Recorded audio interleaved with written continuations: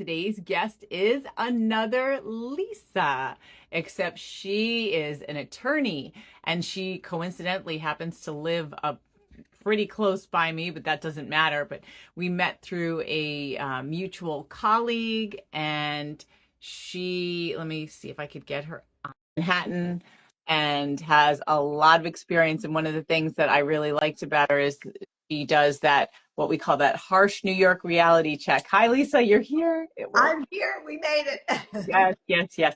And I know, Lisa, when you and I first talked, you had said that a lot of people sometimes come in with very unrealistic expectations when it comes to custody. And so I thought it would be super helpful for someone like you to talk about what is reasonable and realistic versus what's not. But before we even get into that and you introduce yourself, just off the top of your head, from your experience, when it comes to finances or custody, which do people get more freaked out and inflamed over? Oh, I would say custody. I think that finances take a second to people's children almost all the time. Really? Okay, well, that's good to hear, I guess. Yes. People have their priorities in order. Okay, so Lisa, why don't you officially introduce yourself and tell us a little about who you are and what you do? Sure. So I'm Lisa Zeiderman. I'm managing partner of a law firm known as Miller Zeiderman, which is both in Manhattan and actually in the White Plains, Westchester area. And we practice essentially high stakes custody and financial high net worth litigation. And we are, I would say, the attorneys to go to when things get difficult or things are complex.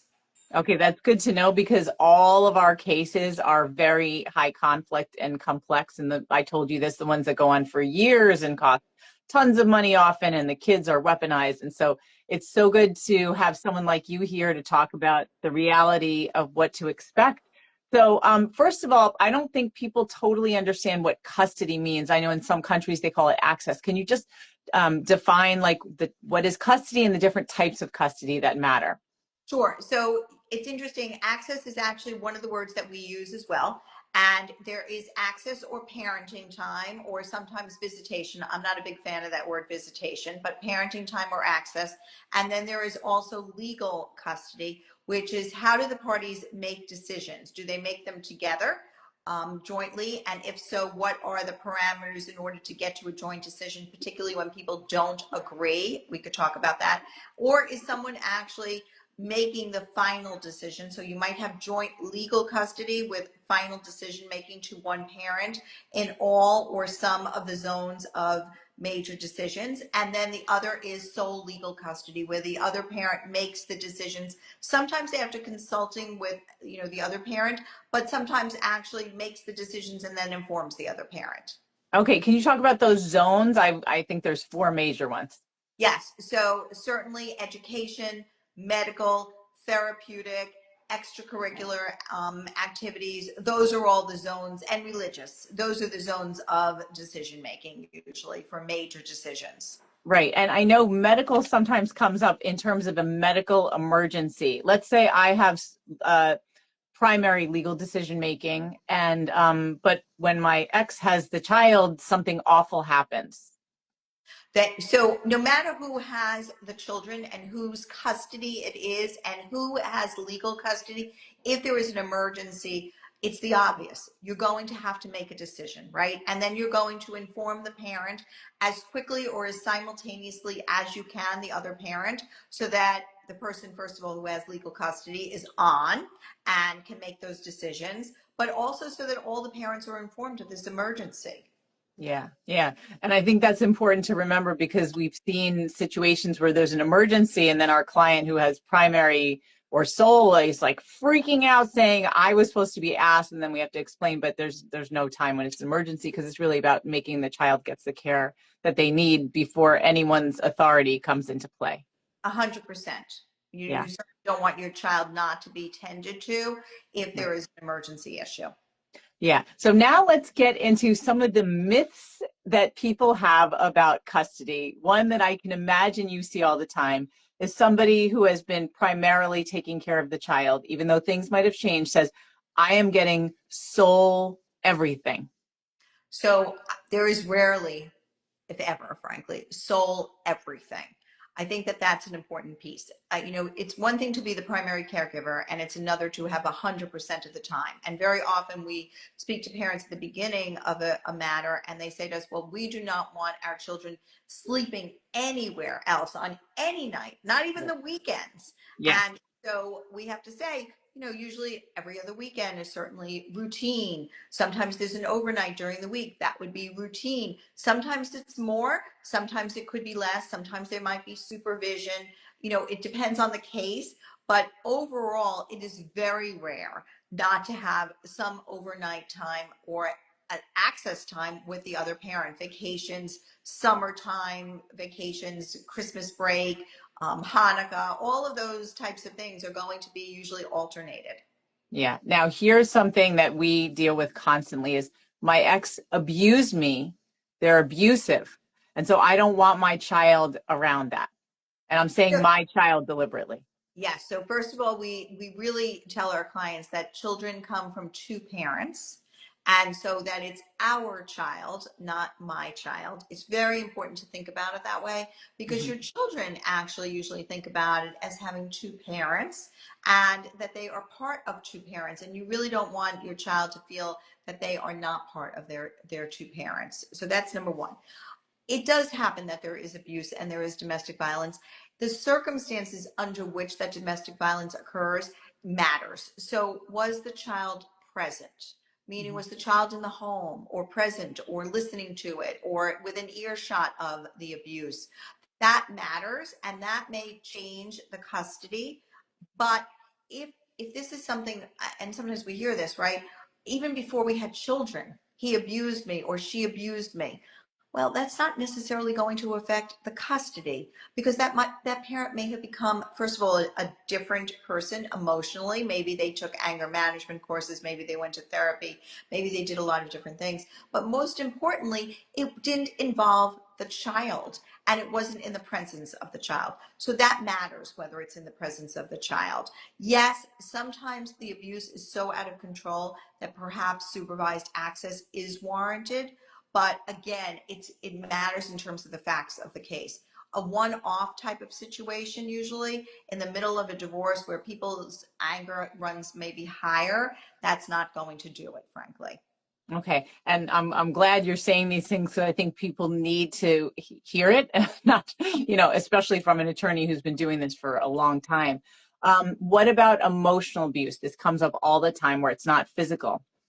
Same thing. Did it happen in front of the child, right? It was the child in the presence of the emotional abuse. So, I'm going to say this. Sometimes people say, well, my child wasn't present. Well, was your child in their bedroom? That's being present, okay? Mhm. So it was the child in the household. Was the child in the earshot? Was this an ongoing pattern of abuse, or did somebody just get angry one night when they were in the middle of divorce and they just got served?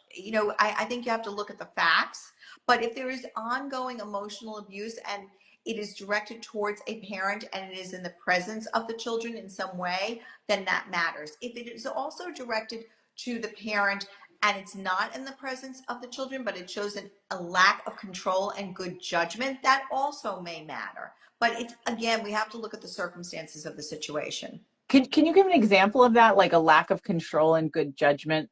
Yes. So you're at the child's, I would say you're at the child's school and the child isn't present at the time, but you literally are in front of the teacher and Mhm. you are telling the teacher what a horrible parent the other parent is.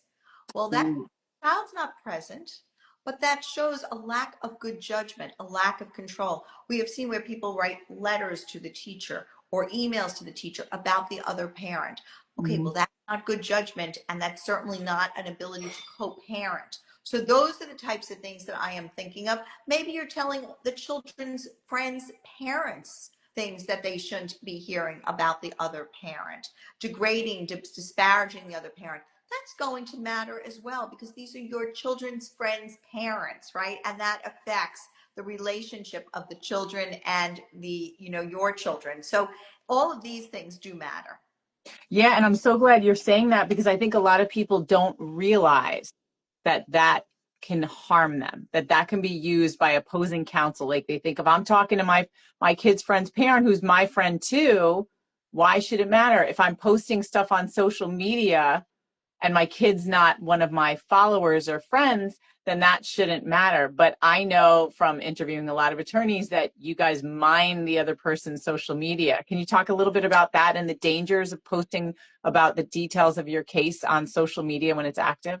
Yes. So as attorneys, we really can't mime somebody's social media, just so we're clear, but be sure that the other spouse is going to be doing that, right? And their friends might be looking, and your children's friends, parents might be looking, and your children's friends might be looking, their actual friends, and they may bring it to their attention as well. So even though you think that it's somehow insulated, it's not insulated. Somebody's going to hear about it, tell someone who tells someone who tells someone, right? And the word spreads, and then your child is therefore affected. Their relationships are affected in the community. And so you have to be careful about what you're saying in the community about your other spouse and your child's parent, essentially, right? Yeah, really important. The other thing that I'm thinking about in terms of making some kind of persuasive case about this is also to show the visible impact on the child. Can you talk about what matters when it comes to visible impact? Like we often think regressive behaviors, like if a child starts peeing in the bed, but you tell it. Yes. So we definitely look for regressive behavior. Sometimes a child is more clingy. Sometimes you do get bedwetting. Sometimes the child doesn't want to go to school. Sometimes the child acts out in school. That's, I will say things that happen in school are really telling because somebody else is seeing them happen. A neutral person is seeing them happen, right? So your child arrives at school and they're not dressed properly, or they're upset, visibly upset, or they can't focus in school because of things that have happened at, maybe at home, or things that are being said at home. Those are all things that teachers know to look at, and they're going to bring it to the parents' attention. That is regressive behavior. They may not be able to play. They may play, somewhat, I don't want to say violently, but they may play with some force, okay? Perhaps they're pushing or pulling at another child, which is not normally their behavior. So out of the ordinary behavior is definitely looked at. Yeah. And as you're saying that, it's making me think about how people are often considering witnesses for their custody case. And they'll say, I want my child's teacher to write a letter, but often a letter is not acceptable. Why That's not? correct. So letters are usually not acceptable. They need to be sworn to under oath. But I'm also going to say, was it really necessary to involve your child's teacher in writing an affidavit for your divorce action? Do you want to go down that path? I think the one that is prime is involving the child's therapist. Okay. Okay. Please talk about that. That comes up all the time. Okay. So I'm going to say, as an attorney, I try very, very hard never to involve a child's therapist. That is your child's safe space. You do not want to get in between that relationship. You do not want to have the therapist going and testifying, because that puts the therapist in an awkward, if not impossible type of situation. Because now the therapist, who is supposed to be working with your child, who has this safe relationship with your child, with trust built, you're asking that therapist to come in and say things probably about the other parent. That is your child's parent. Right. And it's a So betrayal on some level to your child. 100%. You do not want to, I mean, look, there are times when it has to be done. Perhaps the judge is asking for it, or perhaps there's been a forensic evaluation by a psychologist or psychiatrist or social worker, and the therapist has said certain things that now we have to bring the therapist in. But it is so rare. It should be the last resort to bring a therapist in to testify. That is your child's therapist. Yeah, I've heard similar from therapists who say it's going to break confidentiality. I might not even be able to continue working with your child if I do that. But exactly what you said, it needs to be a safe space. It's therapeutic for the child. It shouldn't be used to report to court, because then not just with that particular situation, but if your child feels betrayed by a therapist, what's their attitude going to be towards therapy as they get older? They're going to remember that and not want to seek mental health help. 100%. And I'm going to say, there was one thing that you just said, which is, well, It's going to essentially break confidence of the child. It's not, sometimes attorneys on the other side will say to me, well, I'm not asking the therapist, I'm not going to ask the therapist what the child said. It doesn't matter, okay? Hmm. Even if you're asking the therapist about what the parents say, how the parents act, this is your child's therapist. I am sure that the child does not want their therapist sitting in the courtroom testifying, okay, about either parent. And more importantly, if the child was to ever find out under any circumstances, and you know in certain highly contested cases that happens, the child isn't going to know what the therapist actually said. The child's bond with that therapist is actually then in jeopardy. So you do not want to do it, even if you're calling the therapist just to talk about the parents. It is not a good plan. Yeah, yeah. And also it's part of public record. Well, it's not part of public record. I'm going to disagree. It is Okay. certainly part of the court record, Yeah. but the court record in matrimonial cases is not really a public record. Oh, It, okay, that's good to so know. Cause, all right. it's important to know that, right? So, you know, you're going to have a trial. There's going to be transcripts. There's going or a hearing. There's going to be transcripts, but those are not going to actually be for the public to see. But nonetheless, you know, you're going to be going off to court. It is somebody's going to say something, okay? Whether it's the babysitter or it's you know the child asking and not really believing, or the other parent saying I have to go to court to deal with your mom or your dad. It's going to come out, or you know I'm going to see your therapist today and I'm going to court. It's not a good thing. Yeah. Okay, so let's try another angle with this, because people sometimes say, but my kid has been saying all these things to the therapist. The therapist can't testify. But what if there is an AFC in New York, it's an attorney for the child, or a guardian ad litem, or some other type of forensic or custody evaluator? Can that custody evaluator talk to the therapist so it's not direct testimony? Isn't that kind of a workaround here? So it is a workaround. So you named guardian ad litem, AFC, attorney for child, and the forensic. So they're different in some ways. So the forensic evaluator can definitely speak to the therapist and can put what the therapist says in their report.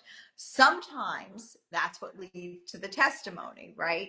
Because sometimes there's something in the report that the therapist has said, and now the other side wants to test what the therapist is saying, like under what circumstances did you say that, or did you see that, or any of those kinds of things, right? Mm-hmm. So that's one issue. The guardian ad litem and the attorney for the children, they are not witnesses in the case. So while they can definitely speak to the therapist, and they definitely should be speaking to the therapist and hearing what the therapists have to say, and they can report, you know, to the judge when they're in court. They can say, well, I spoke to the therapist, the children are doing really well, or the children really love seeing their dad or mom, or whatever it is. That is not testimony, and so that's not going to go into evidence. Mm-hmm. So we just have to be careful. And there is a hearsay component about that, an out of court statement made for the truth, right? That the report goes into evidence, and then people want to redact what the therapist said, perhaps, which would be fine because that alleviates the therapist not coming in to have to testify, but it also might eliminate an important part of the report. So this is where it gets very complicated. Yeah, I know. Okay, what are some other mistakes that you see people make when it comes to the custody part of a divorce? I think the biggest mistake that people make is that they fail to foster a relationship with the other parent. Okay, that is without a doubt the biggest mistake that you can make. You must remember that, and I'm just going to talk straight out, the appellate courts, okay, that's like higher than the trial courts, the appellate courts who review the trial court's decisions sometimes, they are very clear. One of the major factors in deciding who gets custody is the parent who is best able to foster a relationship with the other parent. So you have to think about that. Like if you're telling your child, oh, it's bad to go with mom or dad, okay? Mom and dad are lazy, or don't listen to mom and dad. They don't know anything. They're just, you know, they're ignorant, or whatever it is. That is disparaging. That is not fostering. On the other hand, if you're telling your child, go have a great time with mom or dad today, let's pack your favorite stuffed animal, let's pack your favorite toy, or, you know, what are you doing with mom or dad? Have you talked to them about your homework that you have due by the end of the weekend? Or have you packed all your stuff that you need for your book that you have to read for the summer, that, you know, you have the 2 weeks of vacation? Making sure that they're prepared, making sure that they know that they are allowed to have a great time is really important. Yeah, Lisa, I don't know if I told you, I think I might have, but our book that's coming out in January is called When Your Ex Turns the Kids Against You, because it's such a big deal in our community. It happens all the time. And so I think people are not exactly aware of what it means in terms of, you're talking about supporting the relationship. We also say it's so important to do that, but it's also important not to undermine the child's relationship with the other parent. And that can look very different from just making overt comments about it. Even saying things like, a lawyer told me the other day, like calling your child when they're with the other parent, saying, "Are you okay? Are you okay?" Exactly. You know, that is one of the worst things you can do. Or you're so brave to be there. Or I'm so sorry you had to go. Right. Or I know this is so difficult for you to be with that other parent, right? All of those things, those are, or you're texting and calling like 100 times during the day, right? So that the Mhm. other parent doesn't even have quality time with their child. So these are all ways to undermine the relationship. Look, you definitely do not want to undermine the relationship. That goes without saying. But you also want to go that extra step and actually make sure that you are supporting that relationship. Yeah. So easier said than done, especially when you're speaking to a group of domestic violence survivors. How does one come to terms with that when they feel like they detest the other person? They're terrified that the child is going over there. Do they fake it? Like, what do they do? So, first of all, they work with a therapist who is a really good therapist. Okay. I'm going to say it's so important. And I think it's also important that they appreciate that their relationship with the parent may not be the same that their children's relationship with the parent is going to be. And they need to differentiate.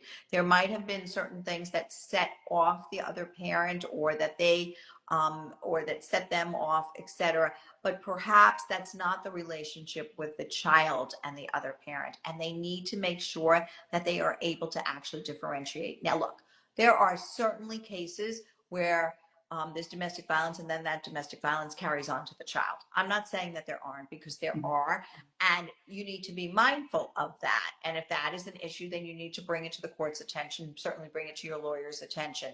But you also need to think about, well, was that parent being violent to me, but yet was a great parent to our child?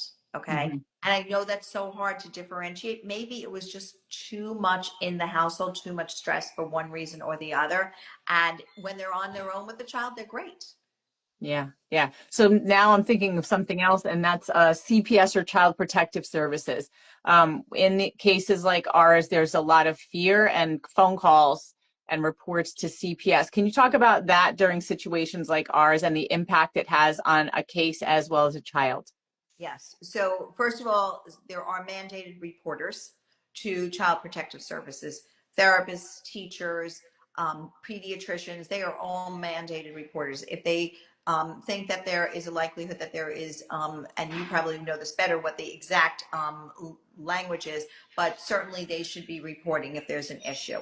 It is really important that if you suspect that there is some sort of real violence, that you bring it to the therapist or the teacher or the pediatrician's attention. But don't do it, in just. I would say, look, it's not to be weaponized. Mhm. Okay, that is where it goes wrong, is when it's weaponized. If you truly have an issue, then you need to bring it to somebody's attention. And if you really believe that there's an issue, then you have to call Child Protective Services. But understand that if you call Child Protective Services and it is unfounded, in other words, it is not indicated that the other parent was neglectful or abusive, that can also backfire and be used against the person who called. So you Absolutely. best be very certain when you're making that phone call and what we see so many times is that these phone calls are made frequently during a custody case. They Mhm. are unfounded.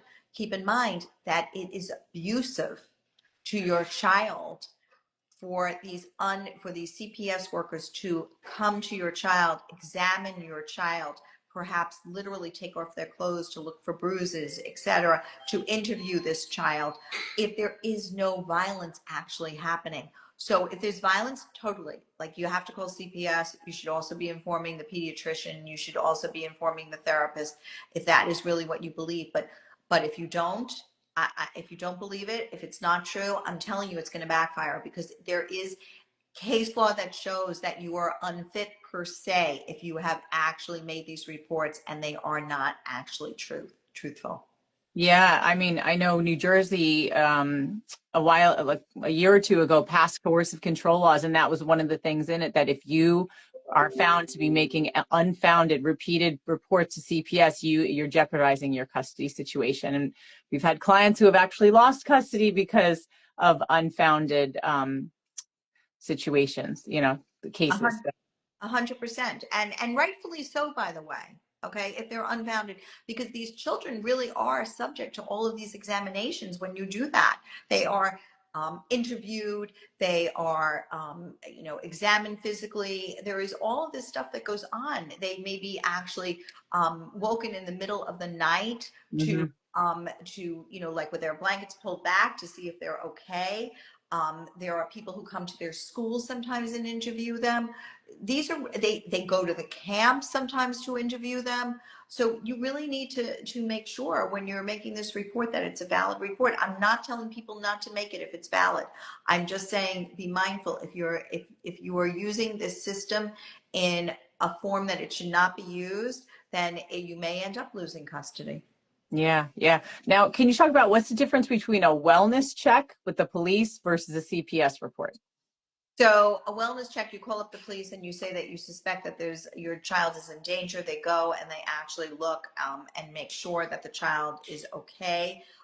Also very traumatic Hmm. for the child. Okay. Police officers are arriving at the house. That's a traumatic experience, right? CPS investigation tends to be more involved. And by the way, when they do the wellness check, the police, they may actually issue a CPS investigation. It may happen as a result of that. So Hmm. again, you have to kind of think about that. But CPS investigation, usually what happens is the investigator will turn up unexpectedly at a home, likely in the middle of the night for some Hmm. reason, right? Yeah, Okay. yeah, Um, Strangers are coming to your door or to the other parent's door to make sure these children are okay, and then there will be a series of interviews and more to come, whereas the wellness check tends to be a one-off type situation. yeah, yeah. Okay, so now let's talk about parenting plans in terms of custody. Are there certain things that people should think about when they're putting together a parenting plan that will help them moving forward, specifically difficult cases? Sure. So, in difficult cases, we try to have less transitions. I'm going to say that because, and certainly less transitions between the parents, because there's a lot of high conflict. It's better to have transitions occur after school or at camp, or after an extracurricular activity. You have to decide what's best for your child. Maybe it is something like alternate weekends and a dinner during the week. Maybe it is something like, a Saturday and then a Sunday the following week. Maybe it is a week on, week off. It could be a 2-2-3 schedule, or a 2-2-5 schedule, which is like a Monday, Tuesday, one parent, a Wednesday, Thursday, another parent, then alternate weekends until Monday morning. It depends on your child, because there are children with special needs where maybe it's just too much to be going back and forth. There are children who really are used to a primary caregiver, and maybe that's the best thing for the children. So I think you have to think about what's best for your children. Yeah, yeah. So the schedule, are there any clauses that you think, ooh, we need to make sure we put this in? Specifically, let's say regarding legal decision making, knowing that they're not going to be reasonable and figure it out together. So when we have a joint legal custody agreement, I almost never just leave it like the parties are going to have joint legal custody. There is always a mechanism for tie breaking of some sort. Okay. Perhaps it's going to be that They're going to ask the professional who is involved in that particular area, has that particular expertise for advice, and then the parent who actually agrees substantially with that professional is going to actually make the decision, or the parents will make the decision together following the professional's guidance. So let's just say it's a therapist, okay? And the therapist says, I think your child needs to have therapy twice a week, and the child really has been going through situations in school, etc., and it's a trusted therapist. You might up it for a period of time to 2 times a week, okay? Or somebody says, there should be a neuropsychological evaluation because there's something underlying here. And so you will choose a person who's going to conduct that neuropsych. But nobody's going to just ignore the professional's advice here. You are going to make this decision. Perhaps the pediatrician will say, I really think that there's an issue with your child's ears, okay? And it's a tube issue or something, and something needs to be done. Or a speech therapist needs to be utilized. Those kinds of things. Maybe it's ADHD. And there needs to be something looked into, perhaps medication, perhaps not, perhaps tutoring, whatever it is. You're going to follow the professional's advice. Sometimes we do that. Sometimes we pick, as I said, zones of decision making. Somebody makes the, educational, somebody makes the medical. There may be a doctor in the family or a teacher in the family. Somebody's going to do that. Sometimes there is a situation where we actually have a parent coordinator, somebody who's going to help you make the decisions. You have to be super careful because you just don't want this endless cycle occurring, which sometimes occurs with a parent coordinator, frankly, where you're just going and you're talking it and nothing is coming to a conclusion. So you need to make sure that that's not the case. Yeah. So with a parenting coordinator, how often would you have someone use a PCDM, a parenting coordinator decision maker? So someone who has that power, or because I know some states don't allow it. So New York actually does not allow the parent coordinator to make the decision. Parents have to make the decision. So you could actually use language like the person who agrees with the parent coordinator in that particular instance will make the decision, or parties will make the decision in accordance with the parent coordinator's recommendation, or that the parties could, if the parties don't agree, that they can utilize the parent coordinator's recommendation when they make a court application for the court to make the decision. Again, it's not my favorite.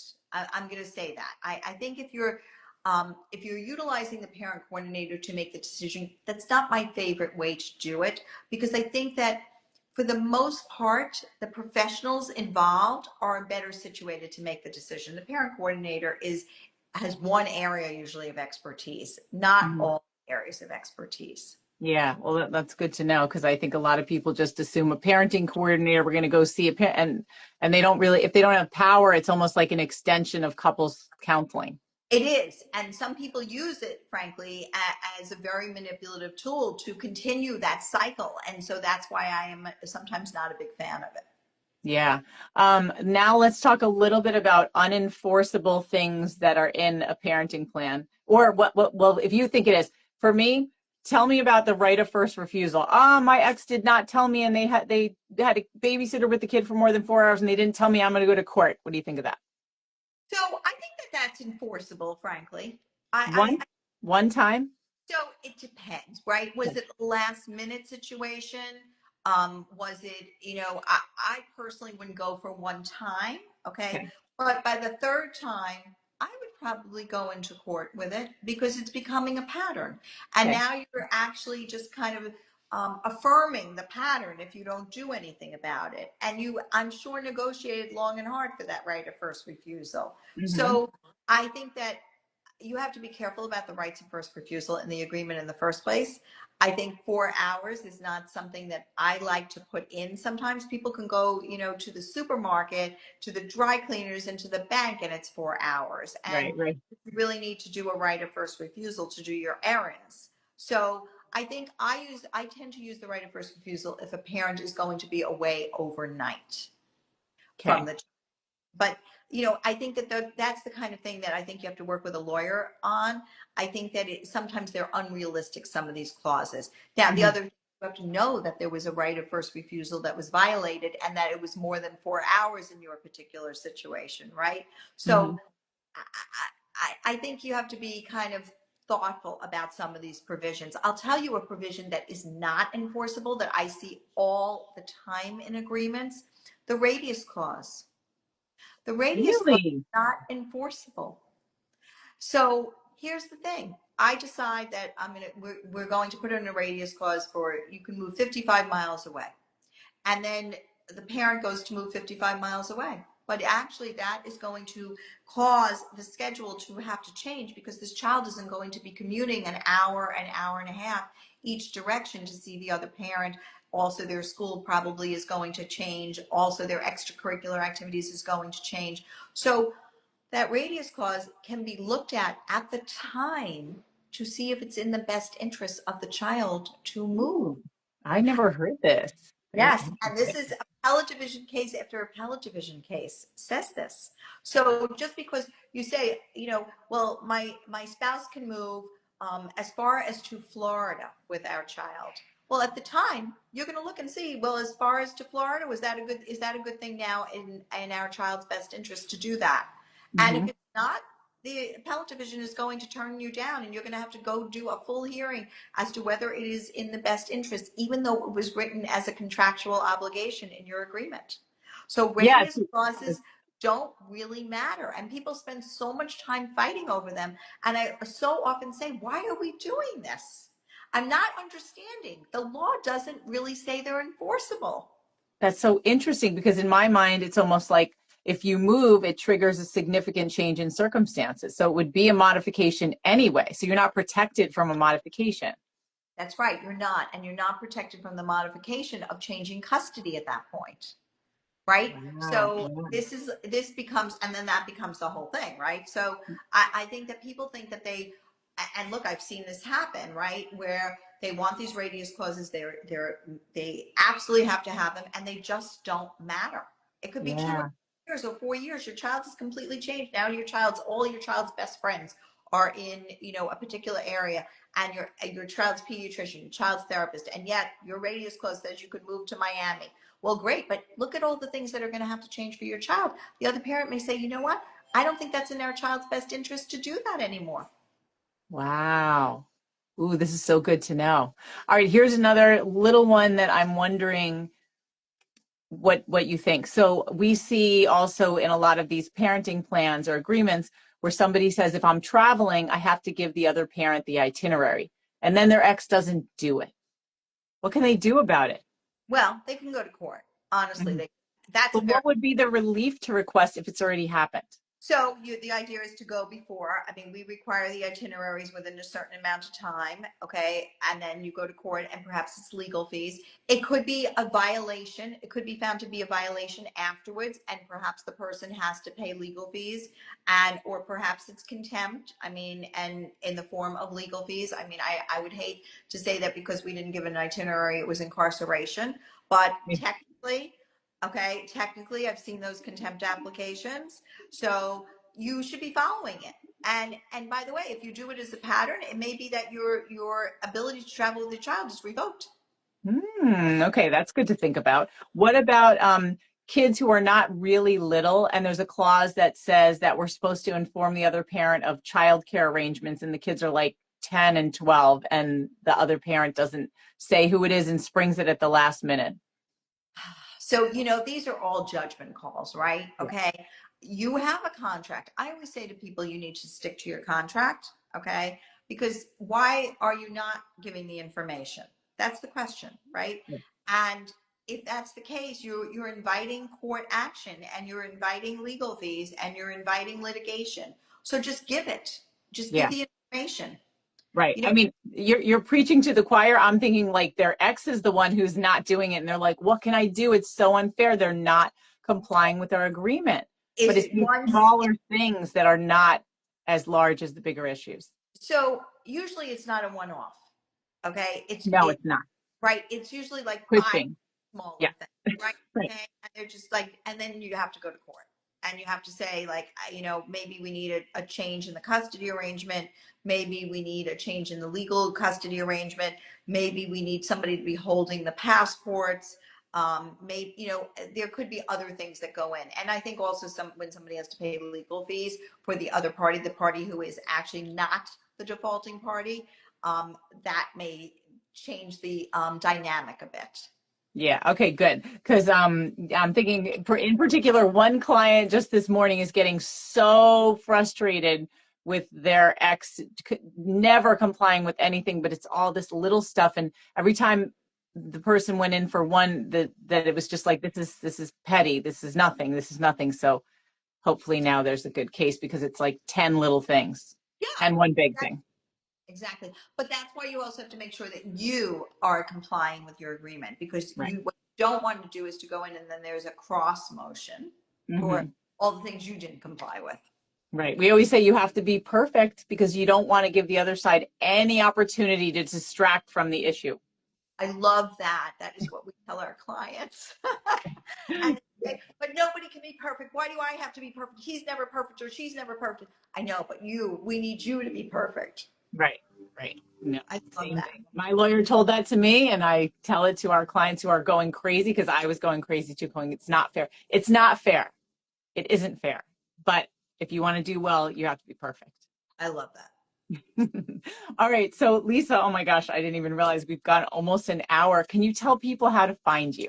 Yes. So they can find me on my blog, lisazeiderman.com. And there's lots of information on there and articles. And then there's a place to actually fill out a contact form so that if you want to meet with me, you can do that. They could also go to my email, which is lz@mzw-law.com, or they can call 914-455-1000 and ask for Good. me. Good. Well, thank you so much for coming on and helping me give some harsh New York reality checks. And we need to have breakfast soon. Absolutely. I would love that. I would love All right. that. Thank you so much. All right. You're welcome. Thanks for coming on. Okay, take care. Bye bye. Bye.